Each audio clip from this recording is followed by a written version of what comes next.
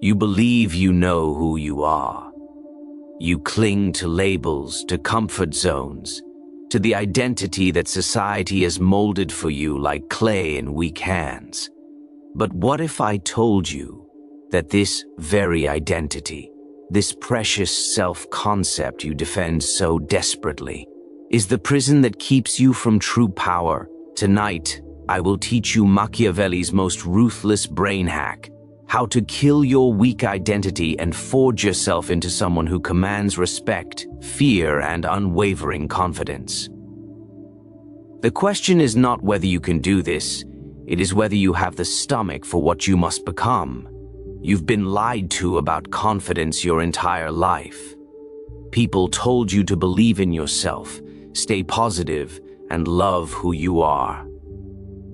Machiavelli would spit on that advice, because true confidence does not come from believing in yourself. It comes from rebuilding yourself into someone others are forced to respect. Today, I will show you the single Machiavellian brain hack that destroys your weak identity and replaces it with a cold, strategic, upgraded version of you. A version that moves through the world with fearless certainty. People never understand the true source of their suffering. They think their enemies are outside. The critics, the haters, the failures, the people who doubted them. But the truth, the dark truth Machiavelli would whisper in your ear, is far more brutal. Your greatest enemy is the identity you have been loyal to for years. An identity shaped by weakness, by fear, by hesitation, by stories you didn't write but accepted as truth. This identity operates like a parasite. It survives by convincing you that you can't change. It keeps you small by making you worship comfort. It kills your ambition by reminding you of every failure you have ever lived. And you don't even realize it's controlling you. This weak identity is responsible for why you walk into rooms quietly, why you apologize before speaking, why you shrink when someone looks at you with judgment. It is why you tolerate disrespect, why you stay silent when you should speak, and why you feel invisible even when you try your best to be seen. It whispers to you in moments of decision, always pushing you toward the safer option, the quieter path, the smaller version of yourself. And the tragedy is that you have been loyal to it, like a servant loyally obeying a cruel master. Machiavelli warned rulers that the most dangerous enemy is the one inside their own walls, the one who pretends to protect you while secretly sabotaging you. Your weak identity does exactly that. It tells you to avoid risk so you don't get hurt, but in doing so, it keeps you from growing. It tells you to stay in the background so you don't embarrass yourself, but in doing so, it makes you irrelevant.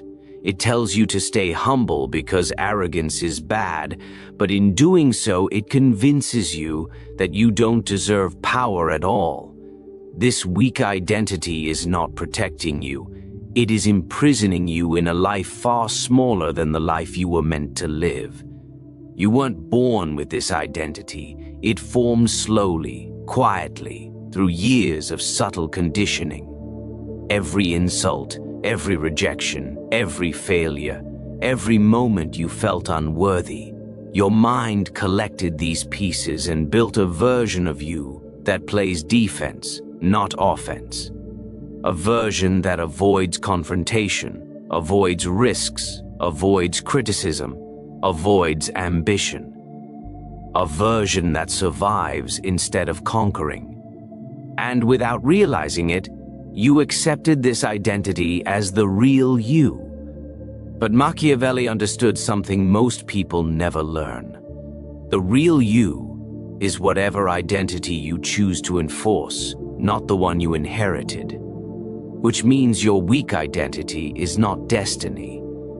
It is a habit of thinking small, acting small, speaking small, moving small. And habits can be broken the moment you stop serving them. There is a moment in every person's life when they sense the truth, a moment when they feel a spark, a discomfort, a realization that something inside them is holding them back. Not their circumstances, not their enemies, not their fate, but themselves. And if you pay attention, you will notice that your weak identity reacts with fear every time you step outside its limits. That fear is not a sign to stop. It is a sign that you are touching the walls of your mental prison. Walls you never questioned, walls you never tried to break. Your weak identity survives only because you obey it. The day you stop obeying it is the day it begins to die. And that is where your transformation begins, with the courage to confront the internal enemy that has been quietly ruling your life for years. There is a secret your mind has been hiding from you your entire life, a truth so powerful that if you understood it, you would never look at yourself the same way again. You think your brain is loyal to who you truly are, loyal to your character, your personality, your inner truth. But that is a lie. Your brain has no loyalty to your authentic self. It only has loyalty to the role you repeatedly play. That is the Machiavellian brain hack, the law of role replacement. And once you realize it, you begin to understand why you felt stuck inside the same identity for years. Your mind watches your actions far more than it listens to your thoughts. You can think, "I want to be confident," 1,000 times. It won't matter.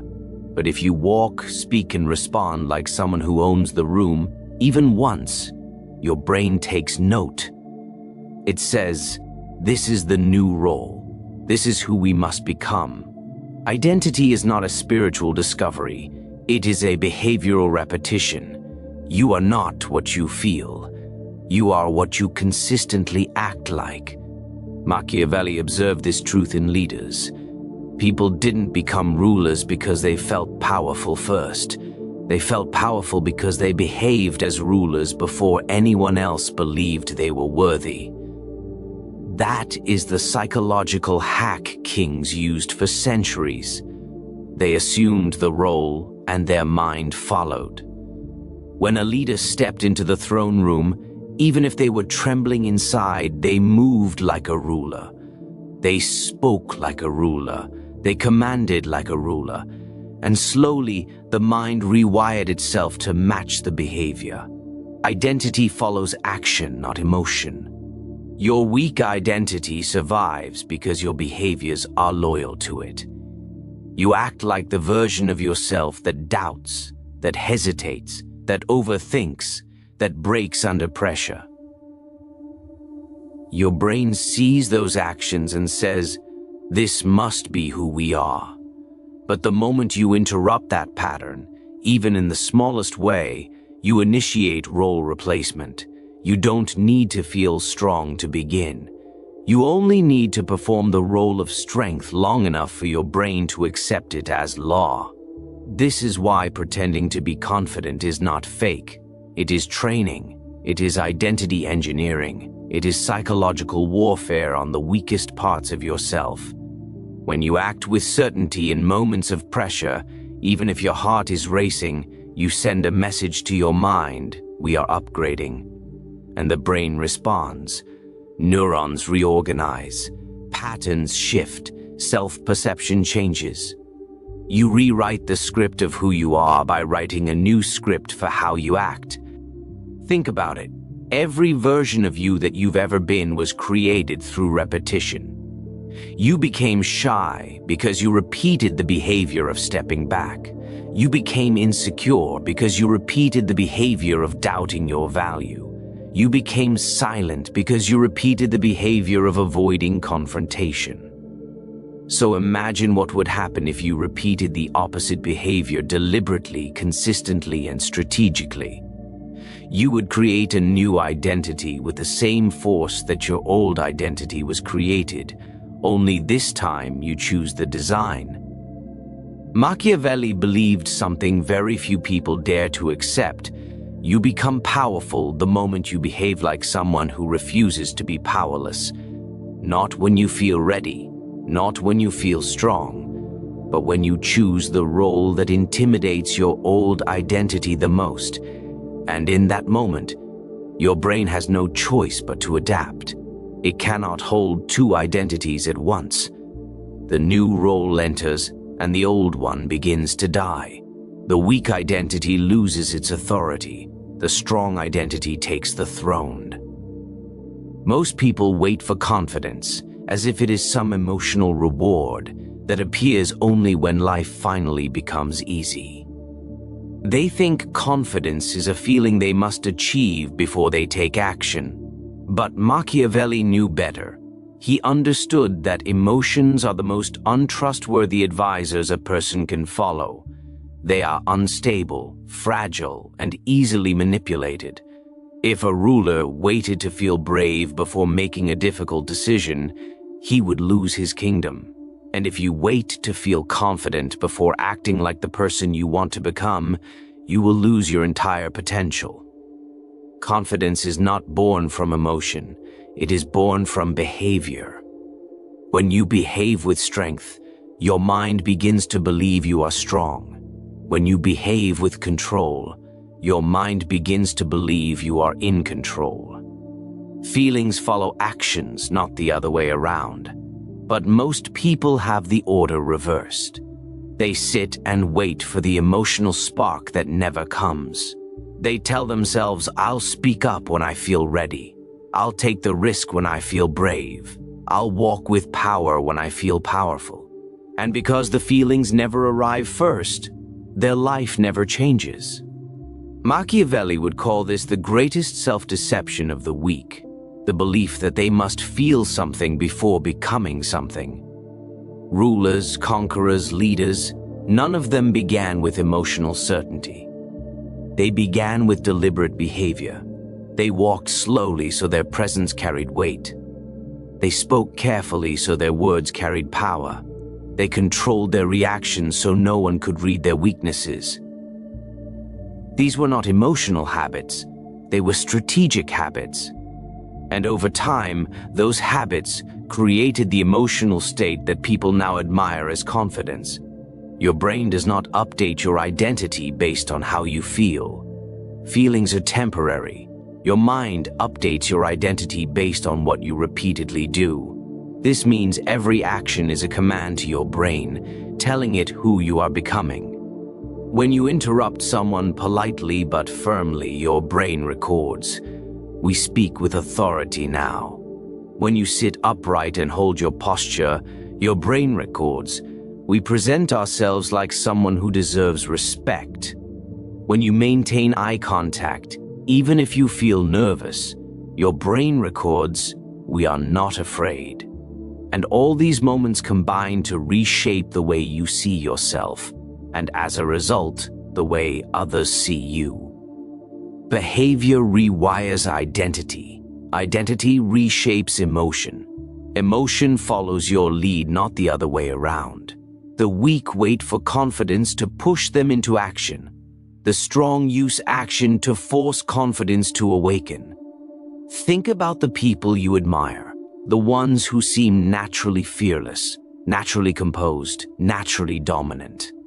They were not born like that. They acted their way into that identity long before they felt it internally. They built patterns. They performed behaviors. They repeated controlled actions until their mind had no choice but to accept the new identity as truth. Confidence became the byproduct of discipline, not the prerequisite. This is why even small changes matter. When you speak with intention instead of rambling, you behave like someone intelligent. When you walk into a room without rushing, you behave like someone important. When you stop seeking validation, you behave like someone self-assured. These actions may feel uncomfortable at first because your old identity is fighting to survive. It wants you to return to your familiar patterns. It wants you to go back to the behaviors that kept you small. But the moment you stop giving in, The moment you choose behavior over emotion, your transformation begins. You are no longer reacting to life. You are shaping yourself deliberately. You are engineering a new identity through action, one step at a time, the same way powerful figures throughout history forged their presence. Machiavelli understood that power begins with behavior. And when your behavior is controlled, strategic, and deliberate, your identity has no choice but to evolve in the direction you command. There is a kind of power that weak people will never understand, because it cannot be faked, it cannot be forced, and it cannot be imitated. It is the power of controlled silence, a weapon so subtle that most people overlook it, yet so dangerous that those who master it instantly separate themselves from everyone around them. Silence is not emptiness. Silence is dominance. Silence is psychological gravity. Silence is the language of people who have nothing to prove and everything under control. Machiavelli understood this deeply. He studied rulers and saw that the most feared leaders often spoke the least. Not because they lacked intelligence, but because they understood that words reveal your thoughts, while silence makes others reveal theirs. When you do not rush to fill space, the people around you start to feel unsettled. They begin to project their insecurities into the silence. They start revealing information you never asked for. They talk themselves into weakness while you simply observe. Weak identities cannot tolerate silence. They fear it because silence exposes them. They need to talk, to explain, to justify, to defend, to soften the impression they think they're making. They live terrified of being misunderstood, so they constantly over-communicate in hopes of controlling how others perceive them. But in reality, every unnecessary word leaks insecurity. Every extra explanation signals fear. Every apology disguised as politeness lowers their value in the room. A strong identity operates differently. It understands that silence is a declaration of self-worth. You do not rush your words when you know your voice carries weight. You do not interrupt the stillness when your presence alone sets the tone. You do not feel the need to convince people of your importance when your confidence is self-generated. Silence is the behavior of someone who knows they are the center of gravity in the room, even if they say nothing. Imagine walking into a conversation and resisting the urge to fill the empty air. Imagine listening fully before responding, letting others expose their intentions. Imagine giving only controlled, intentional answers. You immediately become unpredictable, and unpredictability is a form of psychological power. People don't know what you're thinking. They don't know what you're planning. They don't know how to influence you. That uncertainty forces them to respect you, or at least fear misstepping around you. And the more you practice controlled silence, the more your identity changes. You begin to respond less emotionally because you have space to think. You begin to appear more intelligent because you speak with clarity instead of impulse. You begin to seem more confident because only confident people are comfortable saying nothing. Silence separates the impulsive from the strategic. It separates the reactive from the composed. It separates the weak identity from the powerful one.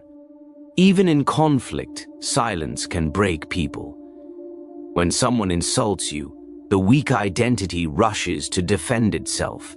It panics, it reacts, it tries to correct the narrative. But power does not react. Power observes. Power lets the other person drown in their own aggression. When you remain silent after someone attacks you, you flip the psychological frame instantly. They look emotional, they look desperate, they look insecure, you look in control. Silence forces others to question themselves, and questioning themselves is often more painful than any comeback you could deliver. This is why Machiavelli valued silence over persuasion. Words can be argued with, but silence cannot. Words can be misinterpreted, but silence leaves everything to the imagination. And the imagination is always more dramatic, more fearful, more intimidating than anything you could say out loud. Your weak identity wants noise because noise hides insecurity. Your strong identity thrives in silence because silence reveals who truly has control. There are moments in life when you feel an invisible weight dragging you backward, a heaviness that has nothing to do with your physical strength but everything to do with the environment you choose to remain in. Machiavelli knew that a ruler's downfall rarely comes from a mighty enemy. It comes from the small, familiar, comfortable influences he refuses to remove. The same is true for you. Your weak identity is not something you carry alone. It is something constantly fed, nurtured, and empowered by the people, habits, and surroundings that remind you of who you used to be, not who you are trying to become. Every identity has a source. Your ambition has a source. Your insecurity has a source. Your fear has a source. And as long as those sources stay untouched, nothing in your life will change, no matter how much you try to think positive, speak affirmations, or force confidence. You can't build a new identity while living inside the ecosystem of your old one. That's like trying to grow into a king while still sleeping in the servants' quarters. Think about the people around you. Some of them only know the weaker version of you, the version that tolerated disrespect, the version that apologized for existing, the version that played small so others could feel comfortable. When you try to rise, these people don't encourage you. They pull you back without even realizing it, not because they hate you, but because your growth threatens the unspoken roles they are used to. Your old identity was predictable. Your new one is not. And people fear the unpredictable. Machiavelli warned rulers, anything that threatens your authority must be removed completely, not negotiated with. He wasn't speaking only about political rivals. He was speaking about influences, voices, habits, attachments, anything that weakens your ability to rise. And in your life, this means distancing yourself from anyone who only remembers your weakest chapters. Because they will subconsciously expect you to stay that way. They will treat you like the old you, and if you remain in that environment long enough, you will start believing them. Your weak identity thrives in nostalgia. It thrives in old routines, old relationships, old surroundings. If you always return to the same places, talk to the same people, consume the same distractions, and repeat the same patterns, your mind becomes trapped in a loop. You cannot build a sharper version of yourself while living inside the same comfort that softened you. You cannot develop dominance while surrounded by environments that trained you to stay silent. You cannot create a strong identity while spending time with people who don't respect strength. Distance is not cruelty. Distance is rebirth. There are people you outgrow. There are habits that once comforted you but now sabotage you. There are spaces you once fit into but now suffocate you. And every moment you cling to them, you delay your transformation. You keep feeding the identity that is destroying your potential. Sometimes you feel stuck, not because you lack discipline, but because you are suffocating in an environment designed for your weaker self, and your identity adapts to the room it is placed in. If that room is small, so will you be. But when you place yourself in a space where the old you cannot survive, where you are forced to be sharper, more deliberate, more ambitious, more disciplined, your mind has no choice but to evolve. Growth requires subtraction as much as it requires effort. Sometimes the most powerful step toward building a new identity is cutting off the lifeline that keeps the old identity alive. There comes a point in every person's life where thinking, planning, analyzing, and imagining are no longer enough. You reach a moment where the mind has learned all it can through reflection, and the only way forward is through decisive action. Machiavelli understood this better than anyone. He knew that identity is not transformed by intention alone. It is forged by decisive moves, the kind of moves that make your old self tremble and your new self awaken. You cannot become a stronger identity while living like the weaker one. At some point, you must perform an action so bold, so committed, that your mind is forced to accept that you are no longer who you once were. This is the final step of transformation, the execution of a defining behavior. A behavior that breaks the psychological contract with your old identity. Your old identity is comfortable, familiar, predictable. It clings to the same routines, the same excuses, the same safe decisions. But there is a specific kind of move that the weak identity cannot survive. It is an action that symbolizes your departure from who you used to be and your arrival into a more powerful version of yourself. The weak identity doesn't fear thoughts. It doesn't fear dreams. It fears action. Because action exposes truth. Your mind may resist this. It will try to negotiate. It will offer you distractions, delays, and rationalizations. It will whisper that you should wait for the perfect moment, that you should prepare more, that you should think it through again.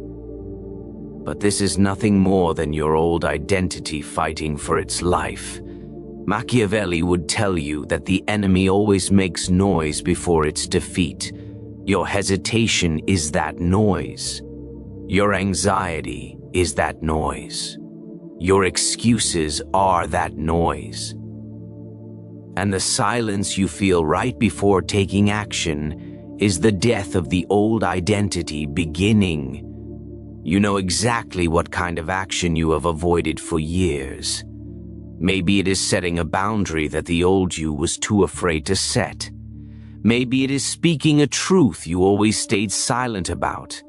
Maybe it is leaving an environment that drains your strength. Maybe it is taking on a challenge that forces you to become someone sharper, more disciplined, more dangerous.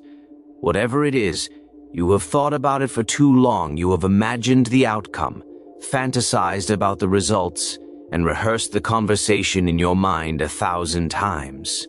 But imagining change is not the same as becoming changed. The weak identity lives through imagination. The strong identity lives through action. You do not need to feel ready to act. You need to act until your mind feels ready. This is the reversal that few people ever understand. When you execute a powerful move while you still feel fear, something extraordinary happens. Your brain updates instantly. It realizes you are capable of moving despite emotion. It realizes you are capable of breaking patterns. It realizes you are capable of controlling your destiny, not just responding to it. This is the moment your identity rewrites itself. In this moment of execution, everything shifts. Your posture changes, your tone changes, your decisions change. You start to carry yourself differently because you finally have proof. Not imagination, not intention, not desire, but proof that you can act with strength. And once you have proof, confidence becomes a natural consequence. The kind of quiet confidence that does not need validation because it is built on actions you cannot deny. Machiavelli believed that decisive action is what separates the ruler from the ruled, the powerful from the powerless, the transformed from the trapped. When you make a bold move, you do more than break a habit. You break an identity. You kill the version of yourself that survived through fear and hesitation, and you give birth to the version that conquers through choice and deliberate movement. Every transformation demands a defining action. One move that proves to yourself that the weaker identity no longer has authority over your life. In the end, everything you have learned comes down to a single truth. Identity is not inherited, it is engineered. Your old self was built from fear, hesitation, and the expectations of others, but your new self is built from deliberate behavior, strategic silence, controlled emotion, and bold, decisive action. Machiavelli understood that power does not belong to the ones who wait for permission. It belongs to the ones who rewrite the rules of their own mind. You are no longer a servant to your weakest instincts. You are no longer guided by the timid voice that once dictated your limits. You have exposed the illusion of your old identity, stripped it of authority, and stepped into the role of someone who commands their own evolution. And from this point forward, every decision you make, every step you take, and every move you execute reinforces the transformation you have begun. This is not motivation. This is strategy. This is not confidence. This is identity reconstruction. You are no longer waiting to feel powerful. You are becoming powerful through action, control, and intention. And once you adopt this way of living, the world no longer intimidates you. It begins to adjust around you. People respond differently. Opportunities open. Respect grows, your presence strengthens, because the person you are now is not the person who let life happen to them. You are the one who shapes it. This is the moment your weak identity dies and your fearlessly confident self is born. And once you rise into this version of yourself, there is no going back. You are not simply surviving the game anymore. You are mastering it.